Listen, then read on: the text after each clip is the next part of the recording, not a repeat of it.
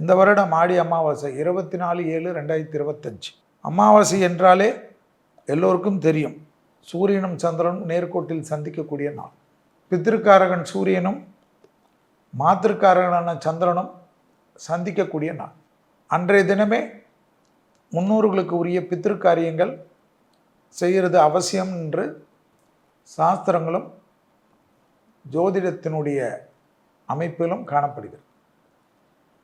அமாவாசை ரொம்ப விசேஷம். எல்லா சமயத்திலும் 12 அமாவாசை, சில நேரங்களில் 13 அமாவாசை கூட வரும். மாதம் வரக்கூடிய அமாவாசை தினத்தில் பித்ரு பூஜை செய்ய முடியாதவங்க ஆடி அமாவாசை, தை அமாவாசை, புரட்டாசியில் வரக்கூடிய மகாலி அமாவாசை தினங்களில் மட்டுமாவது முன்னோர்கள் கடன்கள் செய்ய வேண்டும் என்பது தர்மம். இது ஏதோ வேத விற்பனர்களை கூட்டி நம் தர்மம் அவங்களுடைய பிதிர்காரியங்களை செய்வதோ, குளத்தங்கரையில் செய்வதோ, கடலில் செய்வதோ மட்டும் காரியமாவாது.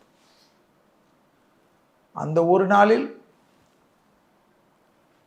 ஆத்ம திருப்தியுடன் அன்னதானங்கள் செய்வது, ஆத்ம திருப்தியுடன் பசுமாடுகளுக்கு சாப்பாடுகள் தானியங்கள் கொடுப்பது, உணவளிப்பது, ஏழை எளியோர்களுக்கு வயிறார உணவளிப்பது, வஸ்திரங்களை கொடுப்பது, கொடைகளை கொடுப்பது, செருப்பு கொடுப்பது, பெட்ஷீட்டு கொடுப்பது, மருந்து மாத்திரைகள் கொடுப்பது,